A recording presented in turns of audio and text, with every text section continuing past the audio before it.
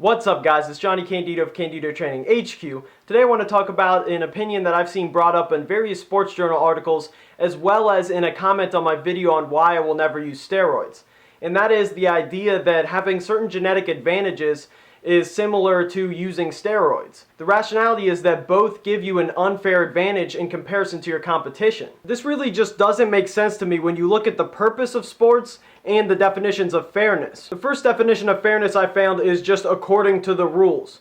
And obviously this would make steroids not according to the rules for a sport like drug-free powerlifting, while a genetic advantage is within the rules.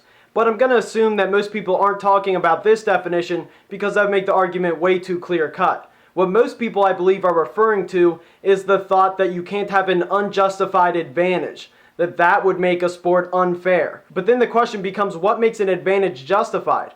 And the answer is, it just matters if it's simply within the rules, once again. And the reason being is that sports are just arbitrarily set up. We just decide on these random parameters, and then we just see who does the best with those parameters set. There is no point to it beyond that. So if you break those rules, you break the entire purpose of your sport. See, I think that that's where the misunderstanding lies. People assume that there needs to be a justification for each rule for a sport. But the reality is the simple fact that it is a rule is the justification. This is also why I have no problem with untested lifters who use steroids. There's no moral issue there because their sport allows it. It's not against the rules. Then I think some people interpret unfairness as any inequality whatsoever, regardless of justification. And this doesn't really work because this would defeat the entire purpose of athletics, of competition. Because the whole point is to see the variation when you have specific parameters set up to see who comes out, who does the best. So that's why all sports have varying degrees of specificity when it comes to how they set up their rules. For example, in powerlifting, we have weight classes. However, we don't have weight and then height classes and then experience level classes. We don't keep breaking it down until everyone's just in equal competition, because then, as I said, that would just defeat the whole purpose of competition in the first place. And another point I see being extended from this argument that equates steroid use with a genetic advantage is that, well, it's easy for you to say that you're against using steroids and that you're against breaking the rules because you are gifted, so you don't have to resort to that. However, what I say to that is that you don't have to excel in any particular sport. It's not a right to be great at anything.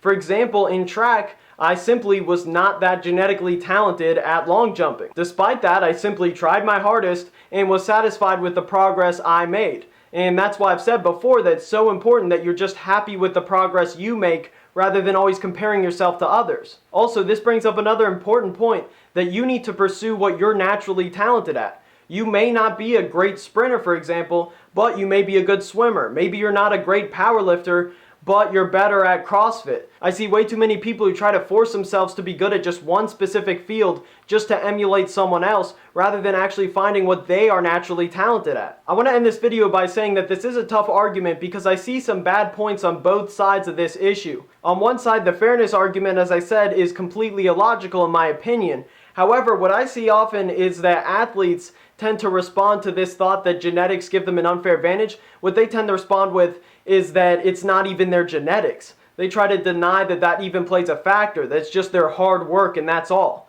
And to me, that is a stupid argument as well, because that really deceives people into believing that anyone can do anything. It's just not true. To deny that genetics play a big role in an athlete's success is just to be intellectually dishonest with the people you're talking to. So that's why in my videos you'll never see me say follow my program and follow other methods of mine and then you'll have the exact same results. You'll hit over a 500-pound squat. You'll do all these things exactly how I did, because that just isn't true. That's just a common marketing scheme and a scam that people do all the time, and unfortunately people buy into it. But it's just something that you can't say unless if you're being intellectually dishonest and only looking to make money off of that person. My lower body is simply built in a way where it's very easy for me to put on muscle and strength. For example, my knee joints are thicker in comparison to the average person. And I'm also more explosive in comparison to the average person as well. And heavy lifting is a function of your fast twitch muscle fibers. So I'd be lying to you if I were to pretend like these predetermined genetic factors don't make a significant difference when it comes to your performance. Alright, that's it guys. I hope you enjoyed the video. Make sure to like the video, support the channel, subscribe if you haven't already, and thanks for watching guys. Peace! God melted the Rubik's Cube in the fluid, threw it in my intuitive brain. I'm eating food for moving music in a gratuitous lane. Been through twice, now I'm running through it till I'm through with the game.